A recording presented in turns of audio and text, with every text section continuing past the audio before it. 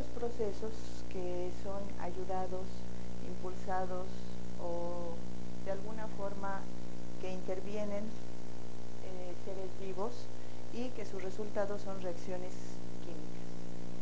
Entonces, las interacciones de la biosfera con la parte de la atmósfera, la hidrosfera, la corteza o la geosfera, pues esas interacciones establecen un cierto equilibrio. ¡Ay! Hola. ¿Tú ibas a hacer la presentación? ¿No? Ah, bueno. Okay. Entonces, de alguna forma, para tratar de mantener el equilibrio en el sistema Tierra, aunque los humanos siempre tratamos de desequilibrar todo este sistema, pero hasta ahorita la naturaleza se ha ingeniado en mantener un cierto equilibrio. Y las investigaciones geoquímicas tienen muchas aplicaciones, sobre todo últimamente se han enfocado mucho hacia la parte de ambiental, de investigaciones ambientales. Y obviamente, bueno, las escalas espaciales y temporales es lo que vamos a ver en la plática y que realmente varían mucho. Si nosotros vemos, a pesar de que hasta hace poco nos dimos cuenta, pues la vida ha modificado la química de la Tierra desde hace muchos miles de años. Uno de los ejemplos es la acumulación de oxígeno en la atmósfera y el océano. Eso precisamente comenzó cuando surgieron las primeras formas de vida que empezaron a producir oxígeno, de tal forma que inclusive en algunas de las charlas de planetología en que he estado, uno de los indicadores de vida dicen que puede ser el oxígeno, que si un planeta o algún satélite tiene oxígeno, eso sería un geoindicador de que hay vida. En la Tierra, pues esta acumulación de oxígeno cambió completamente la química, empezó a provocar un intemperismo de rocas al oxidar muchos minerales, sobre todo de fierro o de hierro, y muchos sulfatos que son extremadamente solubles, y eso lo que provocó fue una acumulación de sulfato en los océanos. Entonces realmente la química global de la Tierra se vio muy, muy afectada con el surgimiento de la vida. Y en realidad esta plática va a ser así como que de los fenicios, ¿no? Porque la biogeoquímica es muy, muy amplia, pero yo la voy a enfocar a la parte de biomineralización, que es algo de lo que más me interesa. Y este es el proceso en el que un organismo vivo de alguna forma genera un ambiente en el cual se va a favorecer la depositación de minerales. Y generalmente el desarrollo de estos minerales se ve encauzado por la producción de ciertas sustancias orgánicas que son generadas por estos organismos que los están favoreciendo la depositación. Entonces esto choca con la definición tradicional de mineral, que yo no la sabía. Yo cuando llevé un curso de mineralogía el año pasado, porque yo soy física, me quedé en shock porque me dicen, no, pues es que los minerales tienen que ser inorgánicos. Y yo, inorgánicos. Y sí, esa es lo tradicional, que un mineral pues debe ser una sustancia inorgánica y con todas las características, tiene que tener estructura cristalina. Pero sucede que ahora cada vez está más aceptado el término biomineral, en el cual el mineral es fabricado por células vivas, lo cual realmente ha venido a revolucionar todo el campo de la mineralogía. Y bueno, como ejemplos de estos, pues los más obvios son huesos y dientes, las perlas naturales, los cálculos renales, partículas magnéticas que se han encontrado en bacterias, que se les llama magnetotácticas, algo que no sabía, los ínteres de sílice, que ahora se está demostrando que aparentemente son favorecidos la depositación precisamente por la interacción con microbios, y óxidos de hierro y manganeso, que en alguna forma las bacterias provocan la oxidación de estos elementos. Y también lo que hemos visto es la depositación de sulfuros metálicos. En muchas minas ahora se ha demostrado que las características isotópicas del azufre en algunos sulfuros masivos son concordantes con la depositación por interacción de microorganismos. Entonces, por ejemplo, tenemos la estructura de los huesos, y a pesar de que los huesos están formados por minerales que se forman también en forma inorgánica, generalmente los procesos que están desarrollados durante la biomineralización provocan que la estructura de los biominerales sean diferentes de los de su contraparte inorgánica. De tal forma, por ejemplo, la concha de abulón, o sea, en realidad lo que tiene pues es calcita y aragonita. Sin embargo, su resistencia a la fractura es mucho mayor, ¿sí? O sea, tiene todas las características que tiene el mineral, sus características cristalinas, sin embargo son mucho menos frágiles que los materiales inorgánicos o materiales sintéticos que ha creado el hombre. Entonces, esto hace que además estos biominerales sean muy atractivos. Una de las ventajas, bueno, si son menos quebradizos, pues a lo mejor tienen aplicaciones, y una de las aplicaciones más obvias es, por ejemplo, la generación de implantes para el uso de seres vivos. Y entonces ahora lo que están tratando es una nueva técnica que se llama la biomimética, que en realidad es simplemente tratar de replicar la forma en que los organismos están depositando esos biominerales para que su estructura sea similar y puedan tener esas mismas características de durabilidad. Entonces, ¿y a qué se debe? Se han hecho muchas investigaciones. Ahorita hay muchas cosas que no están claras, realmente cómo se están generando esos biominerales no está totalmente claro. Sin embargo, lo que sí se ha visto es que el proceso, desde que se inicia, cuando empiezan a nuclear los primeros cristales, la forma en cómo van creciendo es precisamente lo que hace que sean diferentes, o sea, la inicialización y toda la fase de crecimiento, que es controlado por moléculas orgánicas que se producen específicamente para depositar ese mineral, es lo que hace la diferencia y lo que le da esas características especiales a los biominerales. Entonces, en muchos casos, la biomineralización también puede ser microbiana. Esa es una de las partes más interesantes que se han visto ahora. Entonces, la microbiología tiene mucho que decir. Por ejemplo, se han encontrado estromatolitos, que es una roca carbonatada con estructura finamente laminada, que es formada por cianobacterias y generalmente está interestratificada con sílice. Puede tener más o menos sílice, más o menos carbonato. Y simplemente las formaciones bardeadas de hierro, que son unos yacimientos que se formaron precisamente cuando surgió el oxígeno, se ha encontrado ahora que probablemente el hierro fue concentrado y oxidado por bacterias, y eso favoreció precisamente la formación de estos yacimientos.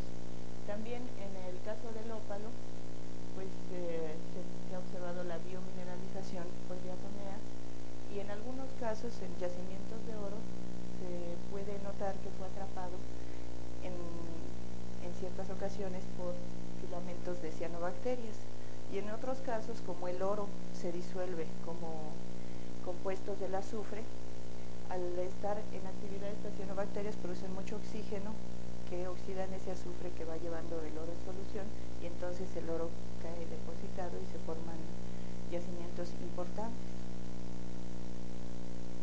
Entonces, ¿qué son estos? Bueno, yo como no soy bióloga les puedo llamar bichitos. Entonces, estos bichitos, por ejemplo, uno de los principales es la Vegetoa, que es una bacteria que a lo que se dedica es a oxidar sulfuros, y generalmente está presente en muchos ambientes.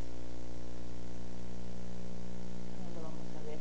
Y uno de los ambientes que le gusta mucho a la Vegetoa es el de los hidratos de metano, que hace poco aquí hubo una serie de conferencias muy grandes porque es la energía del futuro. Bueno, pues en general esta bacteria se dedica a oxidar el azufre que es producido también por otros microbios. Entonces se forman ecosistemas en el cual hay formas microbianas como la arquea, que se dedica a oxidar el metano, y otras muchas bacterias que se dedican, por ejemplo, aprovechando esa actividad a reducir el sulfato marino y provocan sulfuros y después la vegetoa oxida esos sulfuros, entonces todos ahí están haciendo un ecosistema en el cual todos aprovechan la actividad de los demás. Entonces ahí estas microfotografías o micrografías les muestran, por ejemplo, la presencia de vegetoa, que son estas finos filamentos. Aquí está un acercamiento y este es el interior de un tubito de vegetoa completamente piritizado. Esto es una pirita framboidal que muchas veces se le ha asociado también con actividad bacteriana. Entonces, ¿en qué ambientes se pueden encontrar? De los ambientes que nosotros nos interesamos más, pues son, por ejemplo, los manantiales termales. Esta es una fotografía en Nueva Zelanda, el Soraki Coraco, y aquí todos estos colores lo que indican son los efectos que tienen las variaciones en el pH y la temperatura en las comunidades microbianas. Generalmente cuando se tienen este tipo de manifestaciones superficiales, casi se puede adivinar la temperatura, porque en general los colores de verde, las algas verdes, están a temperaturas por debajo de 60 grados y las de color ocre por temperaturas alrededor de los 60 grados o un poco por arriba.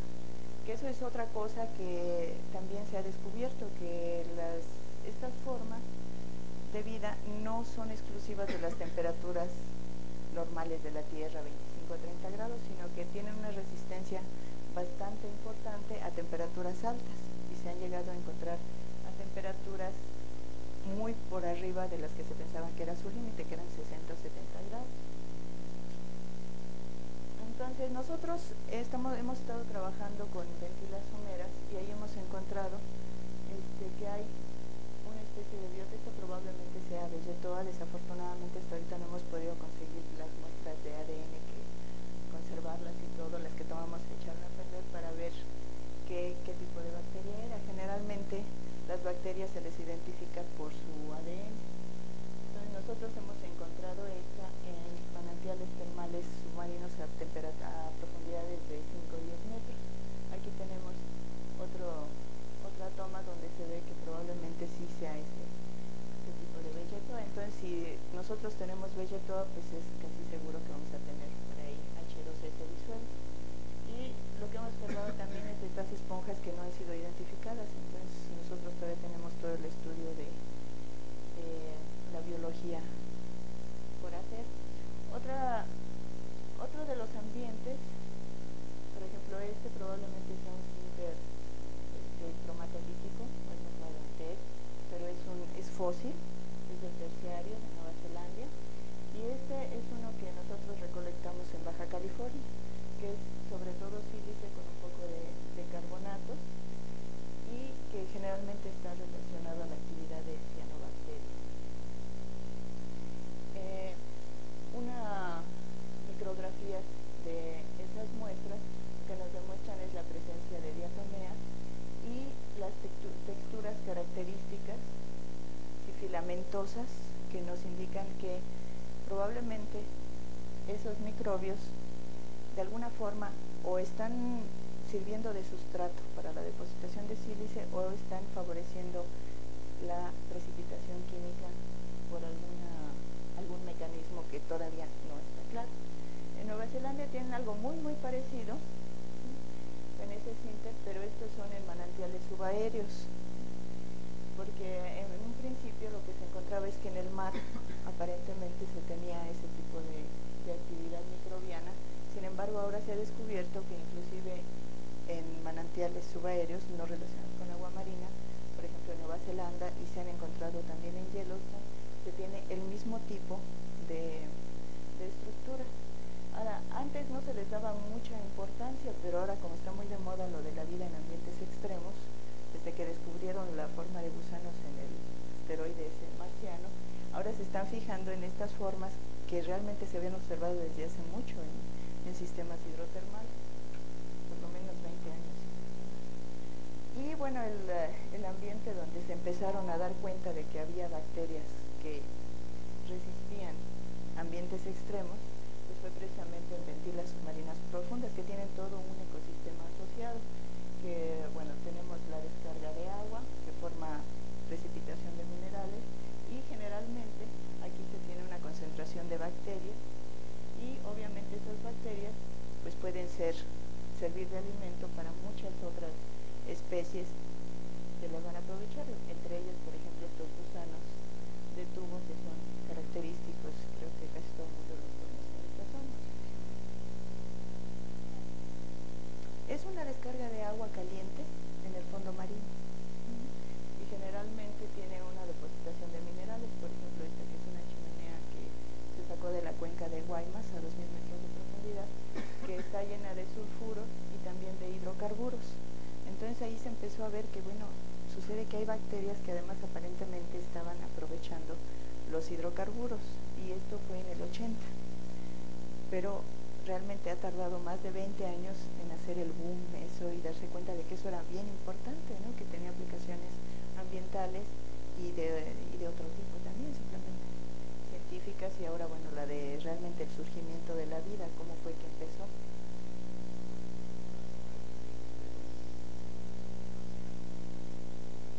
No, lo que pasa es que no se supieron del asteroide que cayó creo en Australia y que tenía unas formas de este tipo, y dijeron que bueno, probablemente eso estaba asociado a vida, y que entonces eso quería decir que había vida en Marte. Entonces se empezaron a buscar en las texturas de que sucede que sí había algunos minerales que no eran así cuadraditos y rombitos y todo, sino que eran boluditos y con forma de gusanitos, y dijeron, ah, pues mira qué chistoso, eso parecen gusanos, serán gusanos. Y entonces empezó a desarrollar toda esta rama de la biomineralización y la biogeoquímica. Entonces, otro ambiente de depositación son los hidratos de metano, ¿no? Donde se tiene también todo un ecosistema que vive a partir de la oxidación de metano por arquea, y que después ya genera todo un ecosistema, como estos horribles, que para mí son horribles, pero bueno, los biólogos dirán que son preciosos, estos gusanos que se dedican a vivir ahí, y estos que parecen ramas, pero en realidad son gusanos de tubo, que también están asociados a esa descarga de hidratos de metano, y estos bivalvos, que yo creo que son mejillones, pero no sé, hay un biólogo aquí que nos puede decir si son mejillones o son bivalvos, ¿cómo se les llama ahí? ¿Es más apropiado bivalvos? Sí, bueno, bivalvos, que como ven, pues realmente florecen, o sea, son ecosistemas bastante productivos en cuanto a... No, estos son fríos, estas descargas de metano son bastante frías, incluso se llaman los hielos de metano, porque precisamente por la temperatura y la presión lo que se forma son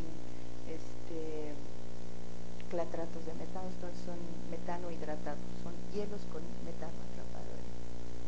Y pues todo eso, ese ecosistema, pues ahí es la cadena alimenticia, hay bacterias, hay mejillones, hay, perdón, bivalvos, hay gusanos de tubo, hay los otros gusanos, y pues entonces vienen también tiburones a comer ahí, ¿no? Entonces, es realmente un oasis de vida en el océano lo que se genera con estas zonas. Ahora, estas para los químicos, como no soy química, pero veo que aquí hay, entonces yo creo que eso les puede parecer bastante interesante, que son el tipo de reacciones que se han propuesto, como los mecanismos, o sea, el metano que es oxidado por la arquea, y entonces pues nos da toda una serie de reacciones, y otro tipo de reacciones son las que tienen las bacterias, que son sulforreductoras, y que a partir del sulfato marino nos van a generar sulfuros, que obviamente esta alta cantidad de sulfuros de alguna forma hace que se depositen minerales como la pirita o algunos otros que se han observado en esta zona, ¿no? Entonces, pero ¿cómo saber cuando un mineral es biogénico o no? Entonces viene el problema de la identificación de la firma biogénica. Entonces hay varias características que se pueden utilizar para saber si realmente esos minerales fueron depositados por organismos o simplemente sus formas parece que fueran depositados o no.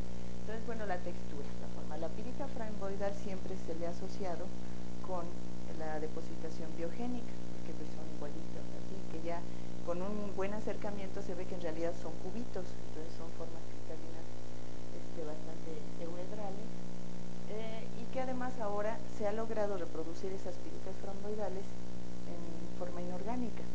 Entonces, todo lo que se decía que la pirita framboidal seguro indicaba una actividad biogénica, pues ya no es tan cierto, porque se pueden producir en forma inorgánica, o las formas globulares en los minerales. Y algo que tal vez es un poco menos de apreciación es la presencia de biomarcadores, que son moléculas orgánicas que estarían atrapadas en la estructura de esos minerales y de alguna forma nos podrían decir que ahí hubo un bicho que estuvo generando esas moléculas orgánicas y favoreciendo la cristalización de esos minerales. Otra forma de identificarlos es con el fraccionamiento isotópico del carbono, del azufre y últimamente dicen que el hierro y el selenio. Entonces, ¿por qué? Pues aparentemente hay valores específicos cuando entran las bacterias ahí en su actividad. Y también en el caso de las bacterias que generan magnetita, los parámetros de susceptibilidad magnética, que son susceptibles a una cierta distribución específica de las partículas, que es precisamente lo que caracteriza los biominerales. Entonces, si vemos en la primera parte la textura, bueno, pues la famosa pirita framboidal, que si ustedes ven, realmente pues son pequeños cubos organizados en forma de framboides.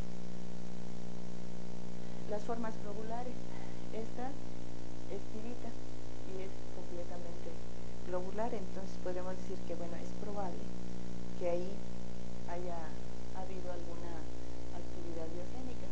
Y luego, estos son muestras que tomamos en unas ventilasomeras, y aquí algo que es muy interesante es que esta pirita que está un poco corroída, adentro se alcanzan a ver los glóbulos de pirita que sirvieron de base para la cristalización de una forma de cristal menos biogénico, que además de esto es algo que ya se había observado en muchos yacimientos, que los framboides muchas veces están rodeados por capas de pirita más cristalina, y aparentemente no es algo bastante común en la zona que nosotros trabajamos, y en este caso también la calcita, esto es calcita, pero también con una forma bastante orgánica,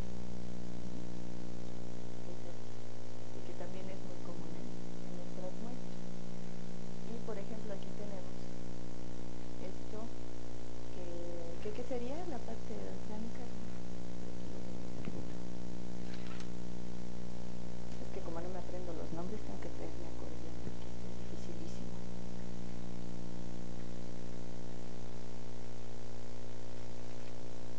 A ver, Carles, tú que te sabes todos los bichitos. Ah, esto puede ser una ánfora, quién sabe qué. Bueno, para despejar las dudas, pero el asunto es que todo esto es calcita orgánica, y aquí tenemos pirita depositada en una de las cavidades. Y esta forma de cinabrio, que es un sulfuro de mercurio, y que también nos indica que puede haber alguna actividad. Luego los biomarcadores, que esas serían, por ejemplo, este sería el biomarcador típico de la arquea, que es el principal oxidante del metano, y supongo que para los químicos esto hace sentido perfectamente, ¿verdad? Entonces lo que se trata es de buscar precisamente este tipo de sustancias en los minerales, y entonces ya se puede tener una firma de que ahí hubo moléculas orgánicas durante la cristalización. Y luego la parte del comportamiento isotópico. Esto lo que se ha visto es que, por ejemplo, en el caso del carbono, generalmente cuando se tiene una actividad microbiana, se tienen isótopos más ligeros. Aparentemente a los microbios les gustan las moléculas más ligeras de los elementos. Entonces, esta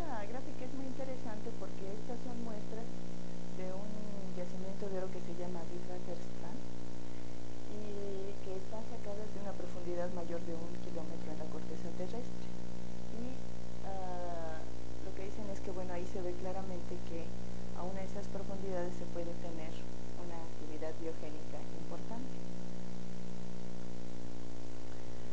Entonces, en las zonas de los hidratos de metano, lo que se ve es que en muchos, bueno, la oxidación del metano generalmente es biogénica, aunque la producción del metano viene por reducción del dióxido de carbono, que puede ser termogénica, ¿sí? Entonces aquí muchas veces el metano es producido por la reducción termogénica, pero después al llegar aquí al fondo del océano, ese metano es oxidado por las bacterias. En nuestro caso eso lo vimos muy bien porque analizamos carbonatos, y lo que vimos es que realmente la composición isotópica del carbono nos demuestra que están los efectos de la oxidación del metano. El metano que nosotros medimos tiene una delta de carbono 13 de menos 43, que coincide con los valores del carbonato marino que se está depositando en las ventilas. Y en el caso del azufre, nosotros observamos valores negativos, que en general van de acuerdo a una reducción del sulfato marino por acción bacteriogénica. Entonces, de alguna forma, los valores isotópicos nos pueden también aclarar de una forma un poco más objetiva si realmente hubo actividad bacteriogénica en la depositación de algunos minerales como los carbonatos y los sulfuros. Ahora se está también tratando de ver si en los óxidos de hierro se podría ver lo mismo. Entonces se están haciendo estudios para ver si es discernible, por ejemplo, el fraccionamiento isotópico con la actividad bacteriana y cuando se tienen simplemente las reacciones químicas. Entonces todavía eso no está muy claro, y lo mismo también se espera obtener del seleno, en el cual cuando se tienen reacciones abióticas esperarían un fraccionamiento diferente que cuando se tiene la actividad biogénica.